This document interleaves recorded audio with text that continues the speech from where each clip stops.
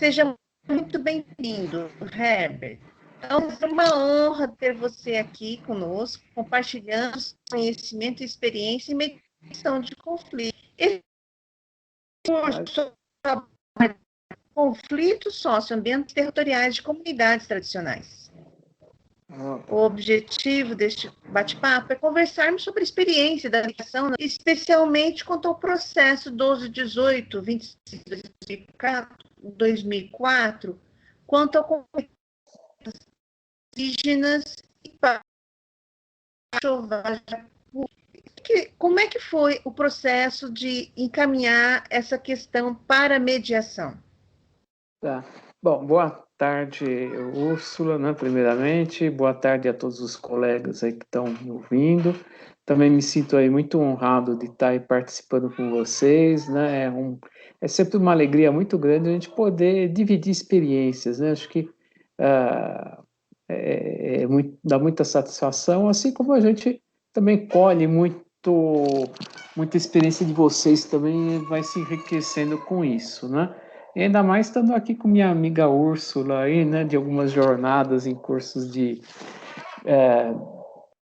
preparação de conciliadores e mediadores, né, com quem eu tive muita honra de trabalhar em algumas oportunidades. Então é uma grande satisfação realmente estar aqui com vocês.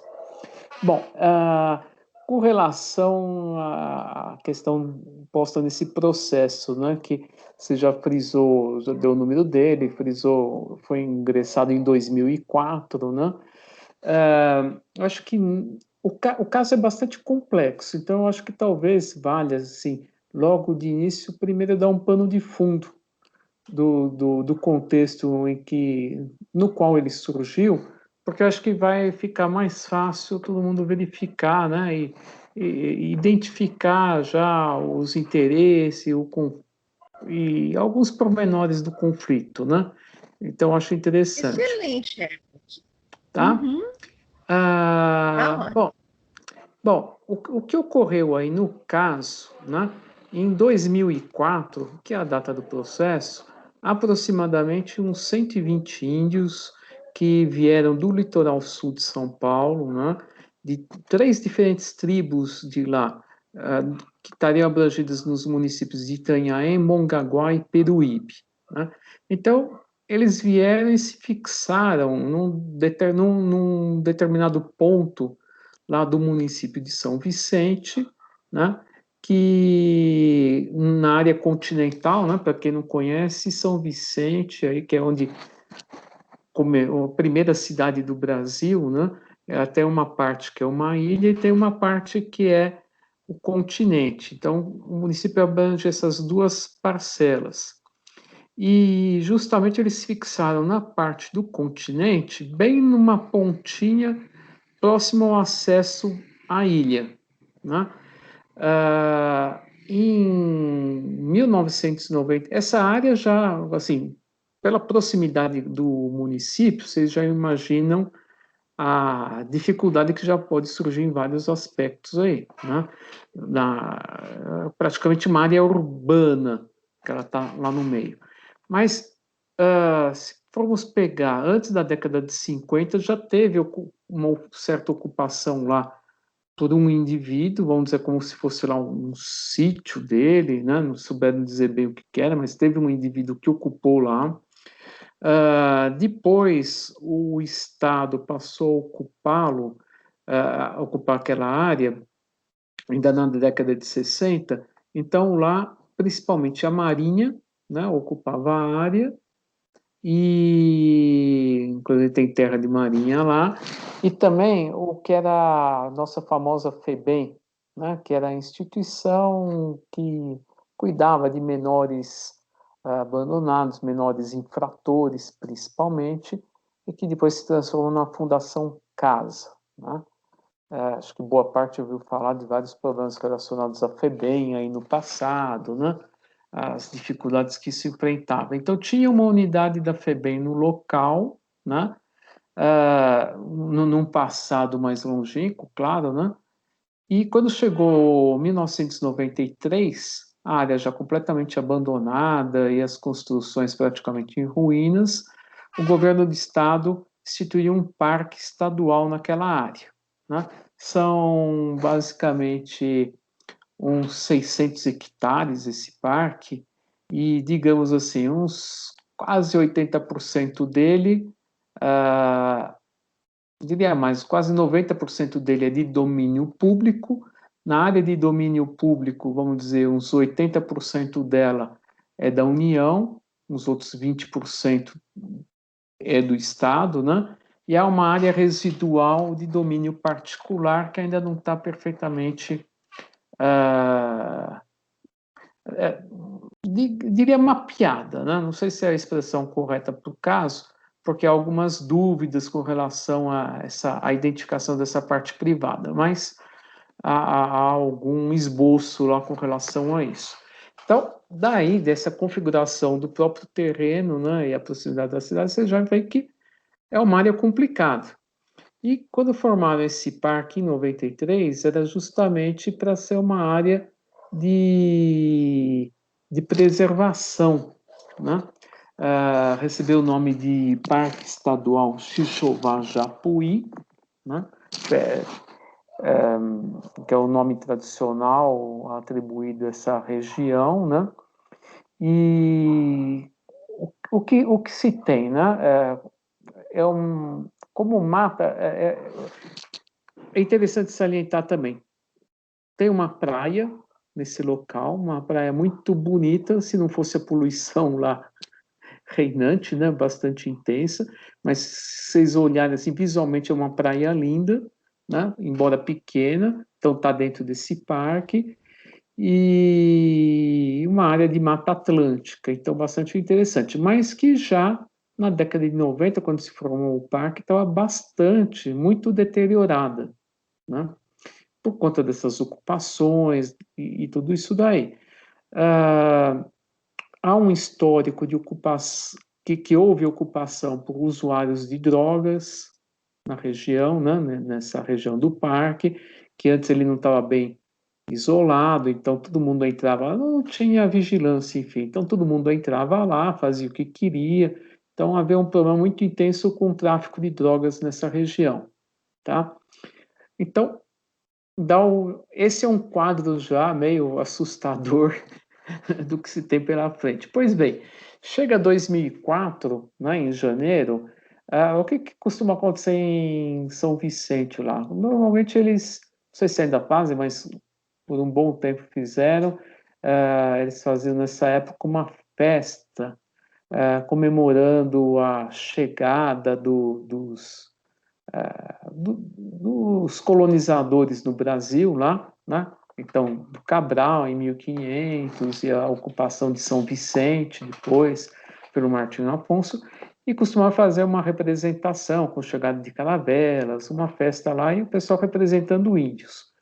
Consta que houve um convite lá da Secretaria de Cultura do município de São Vicente na época para os índios irem lá participar da representação desse teatro, digamos assim, né?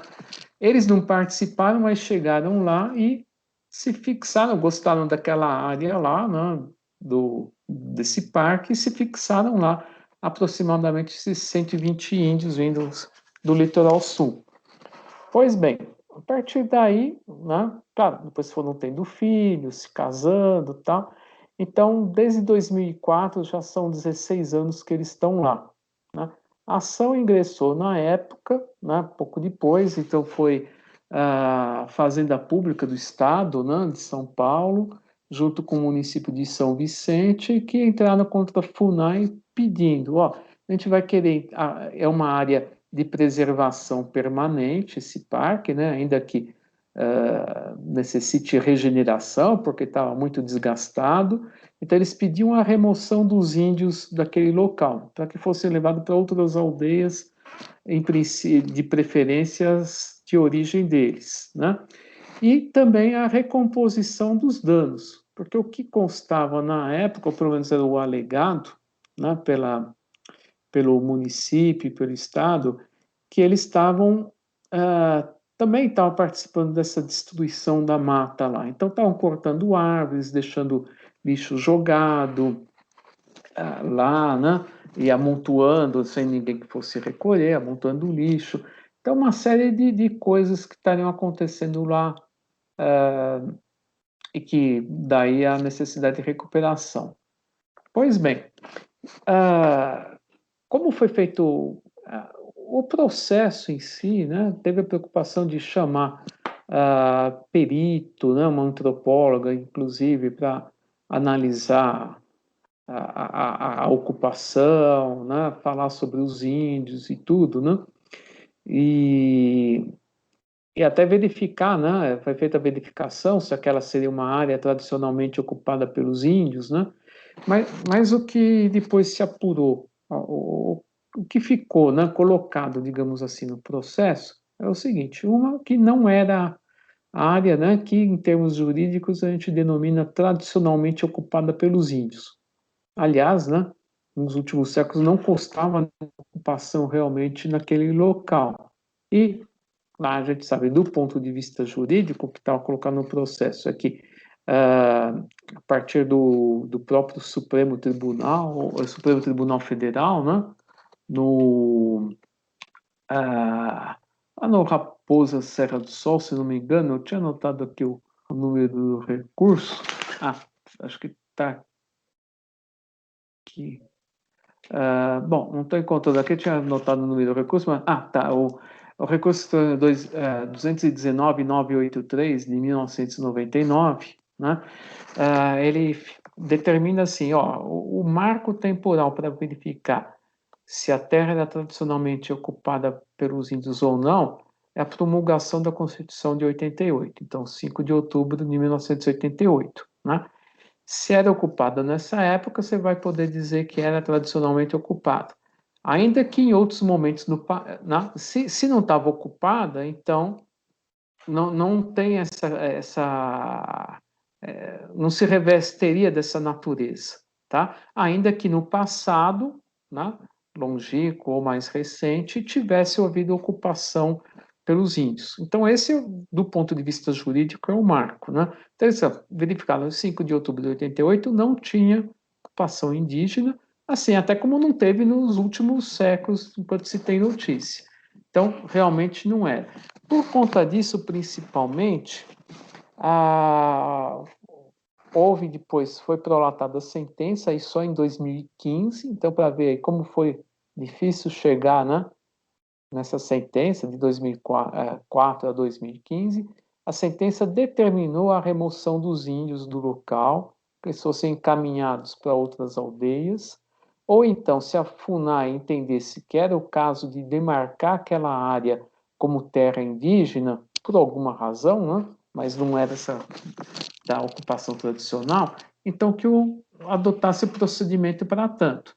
Mas a própria sentença já dava aí, digamos, cá entre nós, um puxão de orelha na FUNAI, né, falando que, ó, de 2004 a 2015 vocês não fizeram nada, no sentido de provar, né, ou de preparar uma reserva, ou de dizer que não, que ao contrário do que todo mundo pensa, tinha algum vínculo com os indígenas, essa terra. Então, enfim, deu esse puxão de orelha para mostrar que nada foi feito. E a conclusão, então, foi: vamos remover. Ela, claro, falou: não, vamos remover só depois do trânsito em julgado, né, e com prazo razoável de mais 90 dias, né, para que isso ocorra. Então, preocupado, claro, com a dimensão social do problema, se levar os índios para fora, né, os índios que já na ocasião diziam que não queriam sair de lá, né? Então, esse basicamente é um pano de fundo aí da situação, de como se deu essa ocupação, né, e as características do terreno. O processo, quando chegou ao tribunal, né, aí sim o desembargador falou: bom, aqui, né, a gente tem aí a nossa central de conciliação, porque as soluções consensuais de conflito nesse meio tempo foram ganhando corpo, respeitabilidade, foi se vendo os resultados que ela podia alcançar, né, gerindo situações complexas como essa, né, que a nossa experiência aí, né, mostra que justamente nessas situações complexas que a sentença às vezes não consegue dar um bom resultado, né, porque ela é um 8 ou 80, e às vezes você precisa compor ou fazer uma construção nova que seja mais eficaz para resolver todos os conflitos subjacentes, fazendo com que se até previna novos conflitos para o futuro. O desembargador atento a isso, né? Então a gente já está em 2015, que a mediação já é mais conhecida, respeitada e tudo isso, ele manda o processo do tribunal, então, para a nossa central de conciliação, né?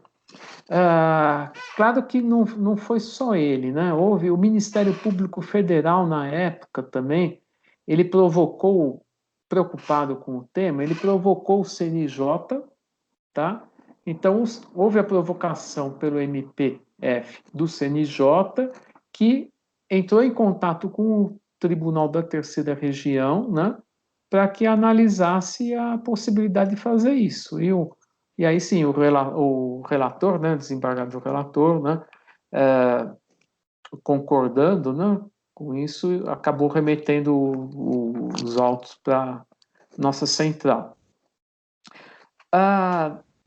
Então, o motivo, né, que foi a primeira questão que você me colocou aqui, né, pelo qual foi encaminhada para a mediação, poderia dizer, né, com esse pano de fundo, que foi justamente que todos, né, desde a própria juíza na sentença, assim como o desembargador, o MPF que provocou a iniciativa de mandar para conciliação, o CNJ que viu a importância disso e outros atores envolvidos, já num primeiro momento, notaram que a questão, a complexidade da questão, porque tem se formos analisar, tem uma questão indígena, né? Então, qual a terra que eles devem ocupar, eles têm direito ou não a essa terra, e se não tiverem, o que vão fazer com eles, né? Que a sentença resolveu do ponto de vista jurídico, mas tem a questão sociológica aí subjacente. Tem a questão ambiental muito forte, né, que foi a razão principal pela qual o Estado entrou com a ação para tirar os índios de lá, porque a área era de preservação e estava sendo mais degradada ainda, então precisava fazer a regeneração da área, né, e os índios, na visão do Estado, não estavam contribuindo para isso. Você tem a questão social, né, a gente sabe do problema indígena aí, e ainda mais índios que estão assim, não são aqueles civícolas que estão na selva perdida, que tem o modo de vida deles, ninguém está perturbando, mas são índios que estão vivendo próximo à cidade e participam da vida da cidade também, né? Que é um outro aspecto que eu preciso entrar. E então, digamos assim, do ponto de vista do estilo de vida que eles estão levando, estão assim num limbo, né? Eles não têm acesso muitas vezes à educação, saúde, tudo isso daí, né? Colocar em termos, né? Porque se procura fazer isso, mas a gente sabe que com uma série de dificuldades e há algumas especificidades que têm que ser atendidas, né? Então, é um aspecto também bem particular aí. Mas, enfim, tudo isso tem muita dificuldade nesse atendimento cultural. E a gente sabe que eles têm uma dificuldade de inserção, seja pela questão cultural, seja por acesso a essa nossa cultura, digamos, do homem branco, né? Ou do homem ocidental, pelo menos aqui. O que acontece? Aqui, como em várias outras regiões do mundo, né? Que tem um problema indígena, inclusive no Canadá, a gente sabe que tem esse problema aí. Os índios, às vezes, entreguem ao alcoolismo, né? Com questão de dificuldade de se manter, né?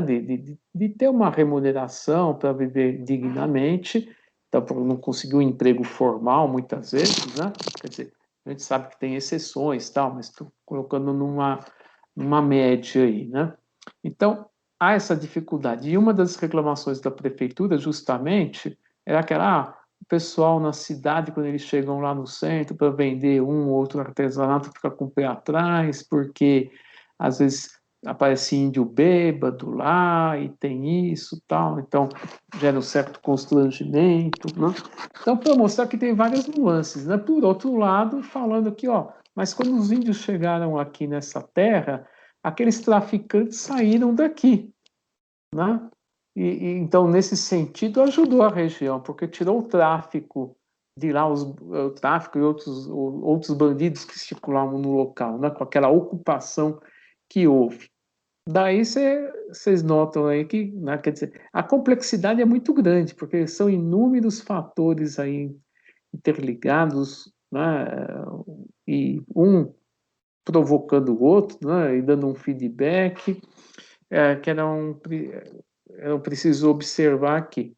Enfim, notando essa complexidade toda, o problema social relativo aos índios, né, a negativa deles saírem, né, no discurso deles, não só saímos daqui mortos, né? Claro que pode ser um argumento assim para chocar, tal, né? Mas mostra a dificuldade. Você tem que atentar a tudo, tomar cuidado e ver a melhor saída possível.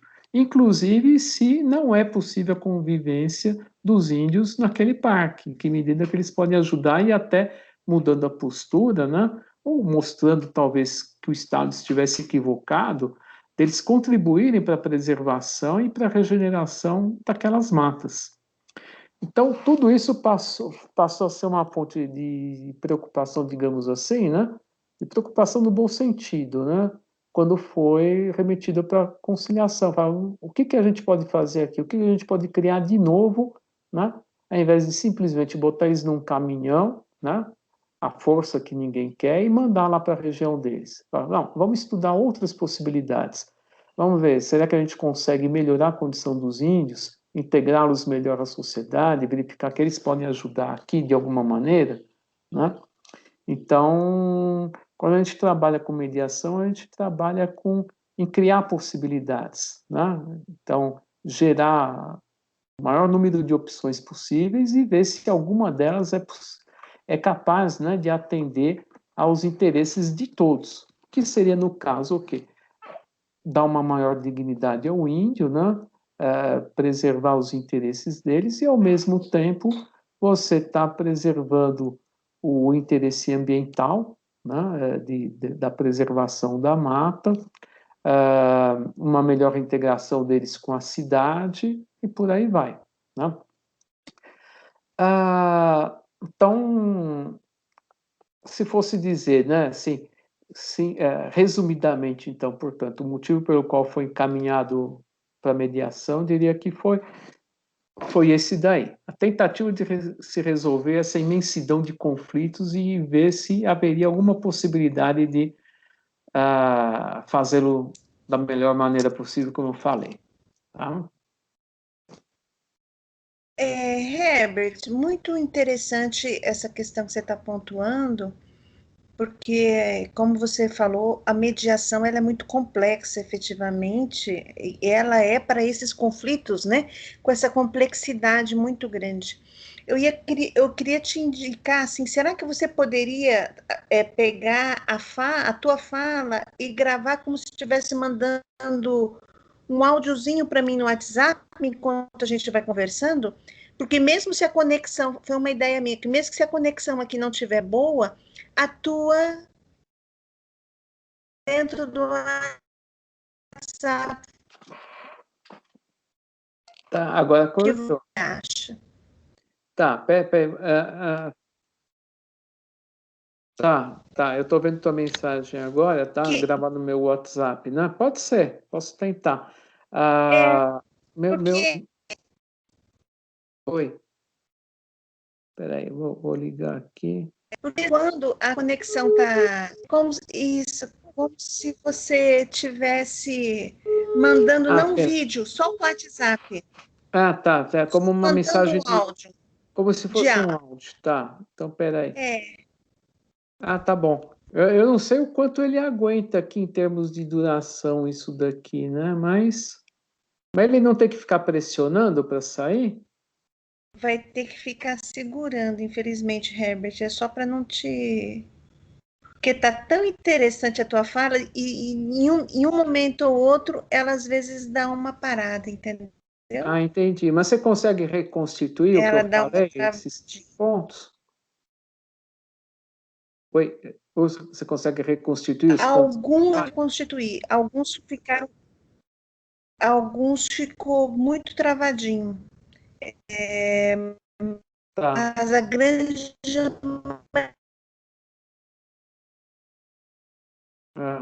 tá boa aí agora. eu evito de você regar Tá.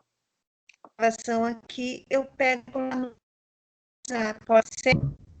Não, tudo bem. Eu vou gravando no Whats, né? E essa primeira parte aí, qualquer coisa, quando vocês tiverem o. Não sei se eles vão. Como que vai fazer aí, né? Mas se vai querer regravar a primeira parte ou se vocês vão ter os trechos aí para mostrar e eu tento complementar ou verificar o que que faltou. Não sei. O que você preferir. Se você quiser repetir a Verifico primeira. e te dou um feedback, tá? Tá, porque se você quiser repetir a primeira parte, a gente repete, sem problema. Tá? Pode ser, pode ser. Porque assim, ficou assim, alguns trechinhos que não ficou bem compreensível uma palavra ou outra. Tá bom. Entendeu? Então, se você quer, a gente faz de novo essa primeira parte e aí vai dando sequência aqui, tá bom? Tá, pode ser. Aí a Então, gente vamos lá. vai. Aí, se ficar muito longo, a gente vai subdividindo, sem problema. O que que você acha? Tá, talvez seja bom subdividir, né? Para não sei, não dar problema aqui Eu na acho que o transmissão de chegar aí. próprio WhatsApp, eu acho que o próprio WhatsApp ele vai dividindo os áudios, né? Não sei. Às vezes eu não trabalho tanto com áudio e quando eu faço é curto, né? Então talvez não tenha dado para perceber. Mas eu vou tentando ficar atento aqui, né? E tudo bem, eu acho que aquela parte que você falou não tem problema, então eu acho que eu começo falando aqui de novo já, diretamente, né? Já com a parte dos cumprimentos, Beleza, pulando a parte dos tá ótimo. cumprimentos, que essa parte eu acho que já está gravada, acho que não tem problema. Perfeito? Ficou perfeito. Então tá, então eu vou começar a gravar aqui, vamos ver, espero que dê tudo certo. Ah, bom, bom, Úrsula, ah, você pergunta, né, o motivo, né, do encaminhamento para mediação, né, eu acho aqui, seria interessante nesse caso, é, valeria bastante a pena eu apresentar, né, para vocês o contexto dentro do qual isso ocorreu, para que fique mais claro a todos, né, que todos possam entender, compreender melhor a dimensão do conflito nas suas várias nuances, né, porque é uma coisa, como vão verificar logo, bastante complexa. Então, basicamente, como surgiu a origem do problema, né? Como surgiu o problema? O município de São Vicente, né, cotidianamente, aí todo ano costumava fazer uma comemoração por meio da sua Secretaria da Cultura sobre a chegada dos portugueses ao Brasil. Então, do Cabral e depois a fundação de São Vicente com Tomé de Souza, né, também tudo isso em janeiro. Então, fazer a representação dessa chegada com índios e tal, e em 2004 eles falaram, bom, por que não vamos fazer com índios de verdade? Vamos chamar uns índios para cá, né? E daí, né, eles ficam se penitenciando até hoje por isso, né? Daí chamaram os índios e apareceram lá 120 índios, tendo o chamado, né? Vindos de 3 outros municípios do litoral sul de São Paulo, que são Itanhaém, Mongaguá e Peruíbe, que há 3 aldeias, né, existentes dentro desses municípios. Eles foram para o município de São Vicente, né, que para quem não conhece, ele tem uma parte que é uma ilha e tem uma parte que é continente, né? E a área que eles acabaram se fixando, chegaram lá, falaram, oh, uma área bonita aqui, tem uma praia muito bonita, uma área de Mata Atlântica. Essa área fica, assim, na parte do continente, um pouquinho depois até, mas bastante próximo à ilha. Um pouquinho depois até de uma ponte que une os dois. Uma área de 600 hectares, né, que na época, já em 2004, já estava bastante degradada, né? O que consta sobre essa área seria o seguinte: muitas décadas atrás teria sido ocupado por pelo menos um particular, como se fosse talvez um sítio dele, né?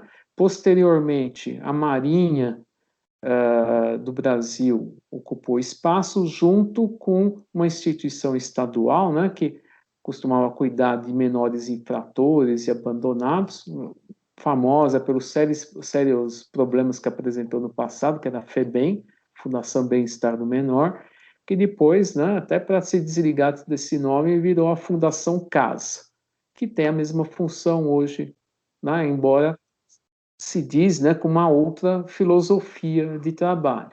Muito bem.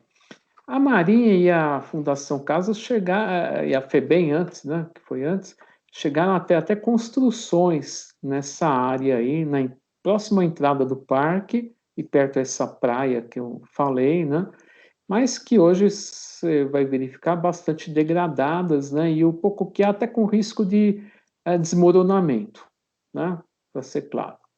Uh, e, pois bem, então eles ocuparam tal, né? Mas é uma ocupação assim de nome, jurídica, porque na prática era um terreno que estava abandonado e sendo deteriorado, com derrubada de mata, jogada de lixo e até traficantes, né, que iam se esconder lá naquele local ou fazer lá o seu tráfico. Pois bem, então esse era o tal do terreno, né, que foi ao qual os índios chegaram em 2004, gostaram e ocuparam, né, até com um lado positivo, pelo menos, né, de espantar esses traficantes. Então isso, sob esse aspecto, pelo menos ninguém nega que a área melhorou bastante, né? Mas qual era o problema dos órgãos estaduais, né? Frisando que antes disso, em 1993, aquela área havia sido tornada um parque estadual, o Parque Estadual Xixová Japuí, né? Que justamente ainda final da década de 90 foi entregue para a administração, aos cuidados, né, da Fundação Florestal de São Paulo, né, procurando dar um cuidado maior com isso, mas em toda aquela época a deterioração já era grande, né, mesmo assim tendo sido tornado um parque estadual. Num plano de manejo anterior à chegada dos índios, de 1998, já se mostrava a necessidade e o foco de trabalho no sentido de justamente fazer a regeneração da mata e eliminar questões existentes, né? Que é a poluição da, né? Que aí teria que depender dos órgãos mais, né? Porque a praia, se a praia é linda, também ela é muito poluída, né? E mereceria seus cuidados. Pois bem,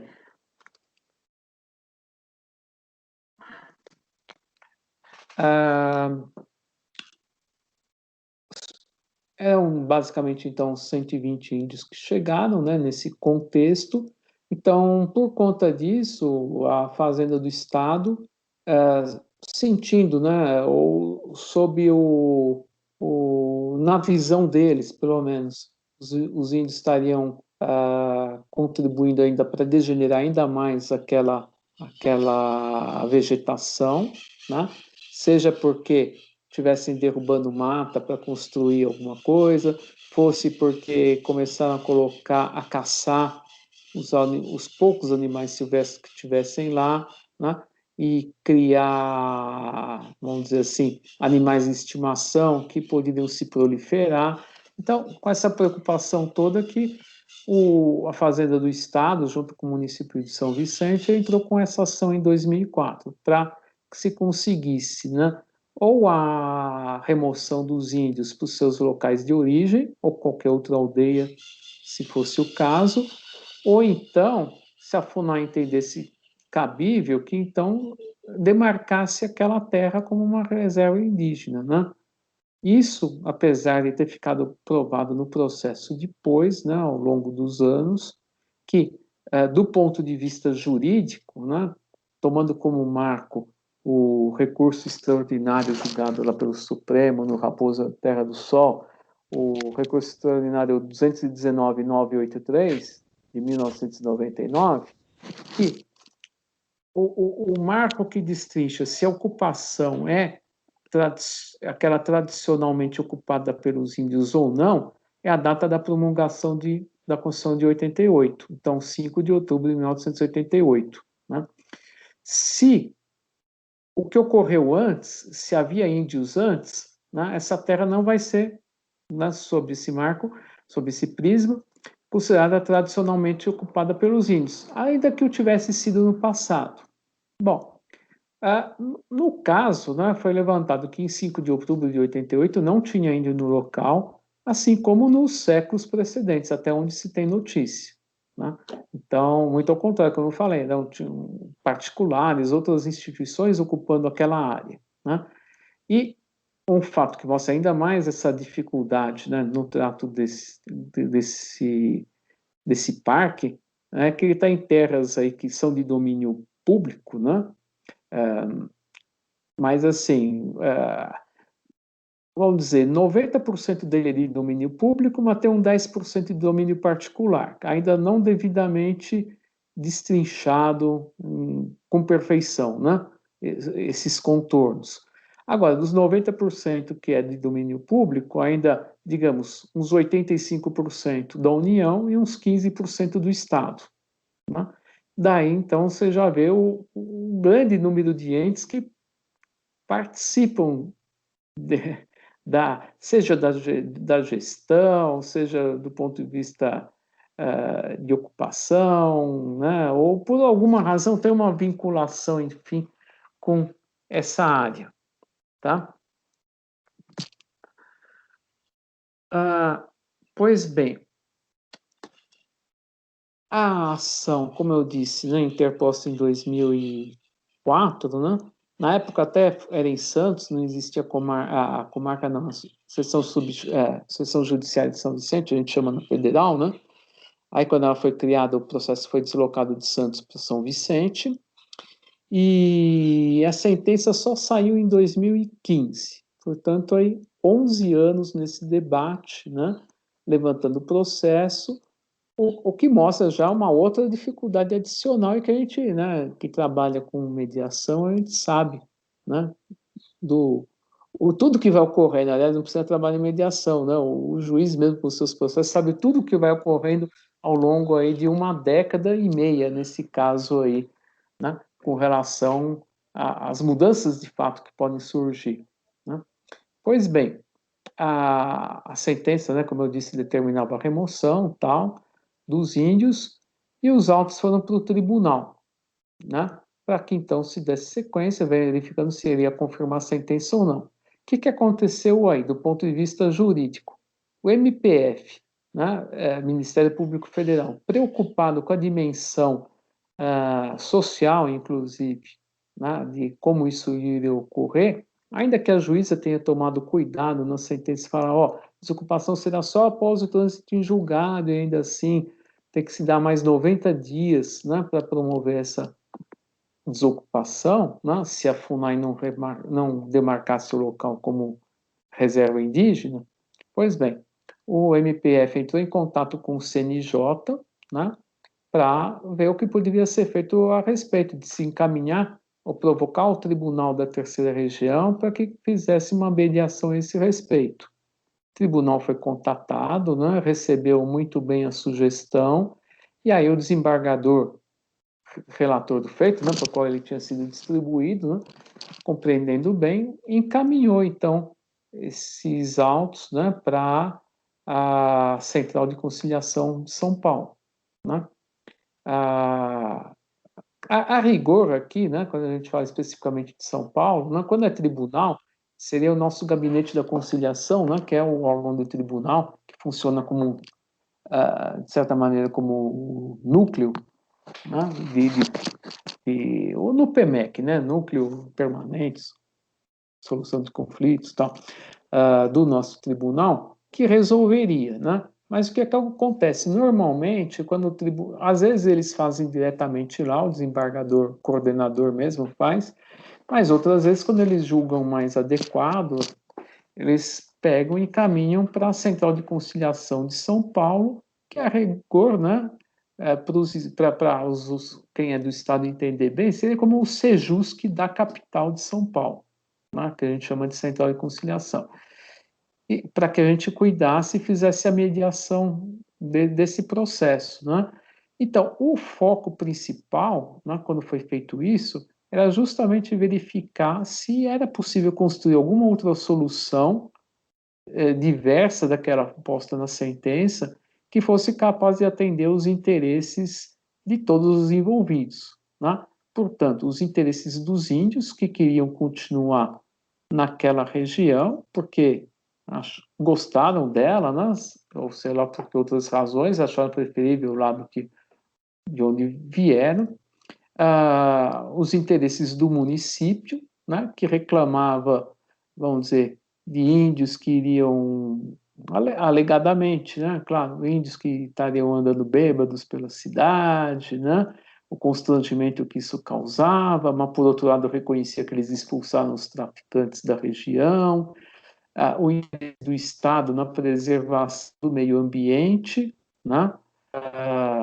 Então, vários órgãos e vários interesses de diferentes níveis existiam aí, né? Você também dá, como pano de fundo, também uma preocupação com a dignidade dos índios.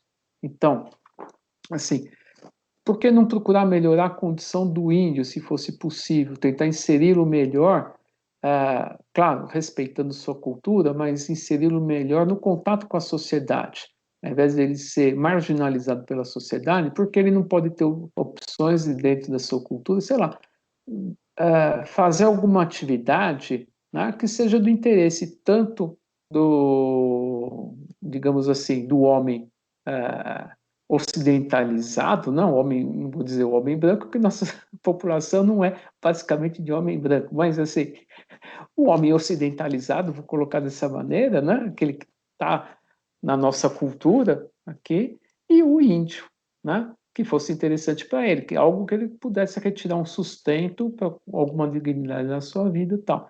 Foram pensadas várias hipóteses a respeito, como prosseguem sendo pensadas até hoje, já que a mediação não terminou, né? Ah, muito bem. E então tem esses interesses, tem a questão da regeneração da vegetação, tudo isso daí.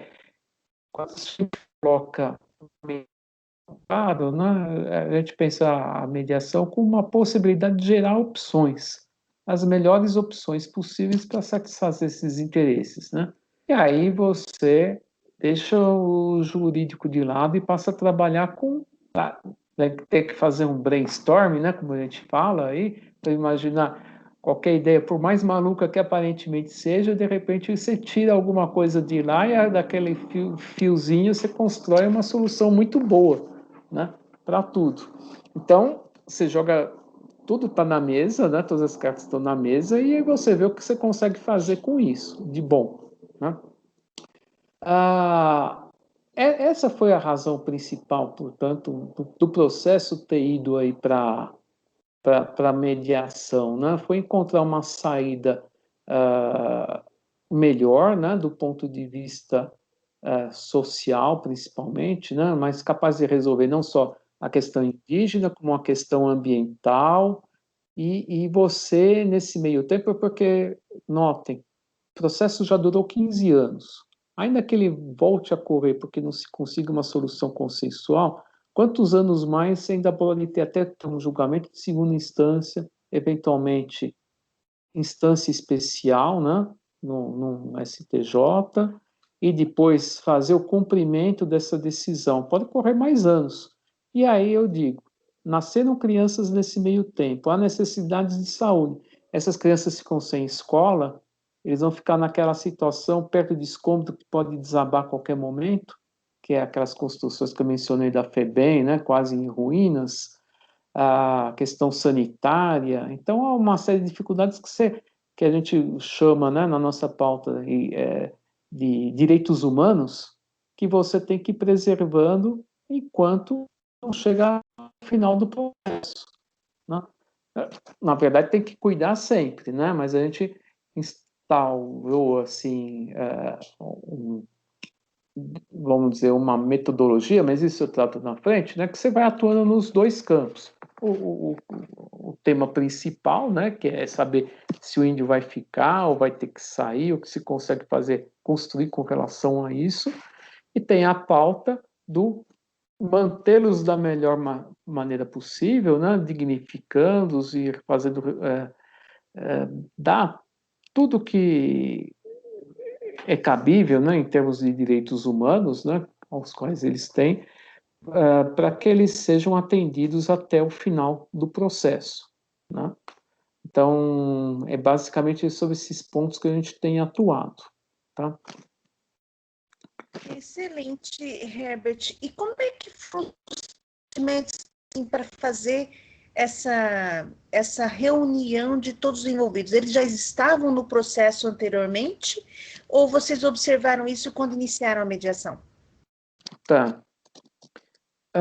Bom, o processo originalmente ele foi assim, movido pela Fazenda do Estado, né, de São Paulo, junto com o município de São Vicente. Posteriormente, né, aderiram contra a FUNAI, era a ré do processo, uma ação civil pública, né? Posteriormente, ingressaram lá o Ministério Público do Estado, no polo passivo, né, da ação. Também ingressou a União e a Fundação Casa, né? Não sei se eu falei, né? Ministério Público do Estado, né? Então, esses formalmente estão no processo. O que a gente fez no início, quando chegou para a gente, né? Bom, em princípio, eu sou coordenador adjunto, né? Tem o meu colega Bruno, que é coordenador da central, né? Quer dizer, nós dois trabalhamos juntos lá nisso e podemos atuar como mediadores, inclusive, né? Que a gente tem vamos dizer, fizemos os cursos que eram necessários fazer, digamos assim, né? E então, inicialmente ficou a nosso cargo, né? A gente foi nomeado lá pelo desembargador, né? Coordenador no PMEC, para sermos os mediadores. Evidentemente, nós, né? Procurando agir com uma certa inteligência, né? Ao invés de falar, bom, acho que sei tudo e vou dominar a situação. Nada disso. A gente sabe que não sabe nada e precisa da ajuda de quem sabe, né? Então, fomos procurar também a ajuda de uma mediadora especializada em questão ambiental, né? Que de indígena a gente não localizou, não sei se ela tinha alguma de indígena, né? Mas porque a conversa acho que não, a ambiental tinha bastante, e ela estava ligada à Associação dos Advogados de São Paulo. Então, o que a gente fez? Fizeram, num primeiro momento, um convênio com a Associação dos Advogados de São Paulo, né, para que eles, instigando-os, né, que era uma causa de repercussão bastante interessante, um aprendizado para todos, né, que até poderiam mandar estagiários lá, eventualmente participar, ajudar, e com isso, né, voluntariamente, essa mediadora, né, dos quadros da associação foi trabalhar conosco, né? Então, eu e o Bruno nomeamos ela mediadora também, né? E até para ter o protagonismo, porque ela que é especialista no assunto.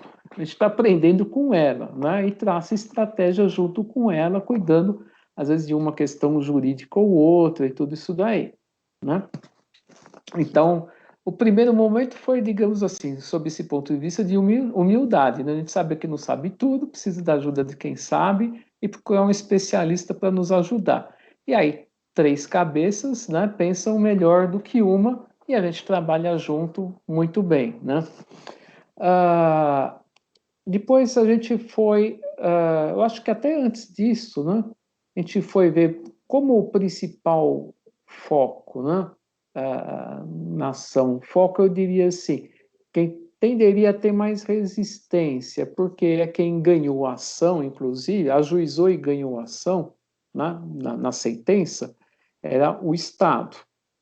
Curiosamente, né, na época, quem estava ocupando a cadeira de governador, né, era quem havia sido prefeito de São Vicente à época, da ocupação indígena. Então ele conhecia bem o problema e a região, né? Ele era o prefeito da época. Fomos, obviamente, né, e aí com a intercessão do CNJ, né, para que facilitasse que fôssemos recebidos, né, pelo governador, fomos fazer no Palácio dos Bandeirantes a reunião com o governador, né, para sensibilizá-lo da questão, falar que a gente estava lá com uma proposta, tentar saber do problema social que era aquilo, né? E ver então se o Estado poderia nos ajudar, né? A isso, ou pelo menos ele nomear procuradores lá que entendessem de mediação, ou que tivessem um compromisso em buscar essa solução com a gente, né? Então, isso foi feito, fizemos a reunião, né? Inclusive acho que estivemos, salvo engano, 2 vezes lá, né, com o governador, né, para isso. E aí depois, a partir daí, as reuniões passaram a ser com os entes, primeiro os identificados e depois a gente foi trazendo quem a gente identificava, né? Quer dizer, num primeiro momento já paramos para identificar quem mais é importante sentar à mesa aqui com a gente, né? Então, trouxemos, não era parte do processo, por exemplo, a Fundação Florestal, que é quem cuidava da administração do parque, né? Alguns órgãos aí, na verdade, você tinha representação jurídica no processo, como a FUNAI, por exemplo, ou a União pela AGU, mas você não tinha os órgãos técnicos participando disso, o que seria muitas vezes importante. Então, a gente trouxe, além de estar com o advogado da FUNAI, a gente trouxe que era muito mais importante, o corpo técnico do pessoal que cuida lá dos índios de demarcação de terra indígena, do outro que cuida da saúde indígena, de antropólogo da FUNAI, né? Inclusive depois conseguimos contato com um antropólogo da Unesp, a universidade, uma das universidades estaduais em São Paulo, né? Que passou a participar também com ajuda, cedendo o antropólogo para atuar conosco, né? Então, a gente tem um antropólogo da FUNAI, temos um antropólogo da Unesp, né? E a gente procurou desenhar, né, essa mediação de maneira que todo mundo que pudesse, tivesse que participar da solução ou que pudesse nos ajudar direta ou indiretamente, estivesse lá, né? Então, hoje, diria, deixa eu puxar uma tela aqui, eu diria quantas as entidades envolvidas aqui, deixa eu ver. Deixa eu ver se é esse aqui. Peraí, é tanta tela aqui, eu agora fiquei com uma mão só. Aqui, hoje a gente tem, né, que de certa maneira estão participando, temos o Ministério Público de primeiro e de segundo grau, o Ministério Público Federal atua de primeiro grau e também o de segundo grau. Por quê? O processo está no tribunal, então está o de segundo grau. Mas quem vai participar lá da execução é o de primeiro grau, eles estão juntos. Ministério Público do Estado de São Paulo, a Procuradoria do Estado de São Paulo, a Procuradoria de Justiça do Estado de São Paulo também, a Advocacia Geral da União, o Procurador da FUNAI, de Itanhaém, a Fundação Florestal, como eu falei, né? A FUNAI no Serviço de Gestão Ambiental e Territorial, a FUNAI do Litoral Sudeste, a Prefeitura de São Vicente, né? No seu corpo técnico, chegou na primeira, tanto na reunião com o governador, como depois na primeira audiência técnica, foi o próprio prefeito lá, né?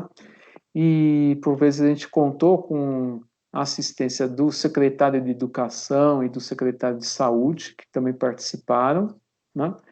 A Procuradoria de São Vicente, Fundação para o Desenvolvimento da Educação, Secretaria Especial de Saúde Indígena do Ministério da Saúde, né? A CESAI, a Unifesp, que eu mencionei há pouco, além, obviamente, né, que não poderia estar de fora, os índios com seu cacique, tá? E aí, oi, Urso, quer falar alguma coisa? Urso? Tá. Para ter uma ideia, né, de lá até hoje, foram feitas, até a data de hoje, que hoje teve 21 sessões, sendo 13 delas privadas. Eu não estou contando aí, né, a que houve com as duas que houve com o governador, aqui só reuniões, sessões técnicas, né, fossem audiências, fossem reuniões, sendo 13 sessões privadas. Então, estamos aí desde agosto, a primeira, depois de falar com o governador, a primeira reunião ou audiência, né? A coisa como é informal, às vezes fica até meio difícil você definir exatamente o que foi, né? Do ponto de vista, assim, jurídico, né? Mas depois com o governador, a primeira reunião, digamos assim, foi em 24 de agosto de 2018. Vocês notam aí, estamos aí 2 anos e 4 meses atrás de uma solução, né? Que não é fácil, por conta disso tudo que eu mencionei para vocês, esses vários interesses envolvidos. E tem mais, obviamente, algumas outras preocupações, né? Digamos, a fazenda, não deveria nem a fazenda, mas a fundação, por exemplo, na Florestal, fica, obviamente, com uma preocupação de que não se construa um precedente que crie problemas para outras situações, né? Bom, e se todo mundo começar a ocupar aí e tal, como que fica, né? Então, eles têm, então daí a preocupação deles, estão muito abertos à negociação, a tentar uma solução, né? Então, o diálogo tem sido muito bom, mas claro, é um interesse legítimo deles, que eles têm preocupação, então trabalha-se, obviamente, né, numa tentativa de ter uma solução que não fira nenhum interesse, tá? Oi, Urso. Excelente, Herbert. Muito, muito pertinente que você está mostrando a complexidade, a forma de interação, o conflito existente, né? E me diga, vocês estão aí há 2 anos com a pandemia, vocês estão conseguindo fazê-la virtual? Sim, tem sido virtual. Embora todas as outras sessões anteriormente tivessem sido presenciais, né? E aí eu vou dar uma curiosidade. Tá. Pera um pouquinho, só, Ursula, você me dá licença que eu teria que mudar de lugar aqui, uns 5 minutinhos? Com certeza, fica tranquila. Eu vou Tá, parar aqui.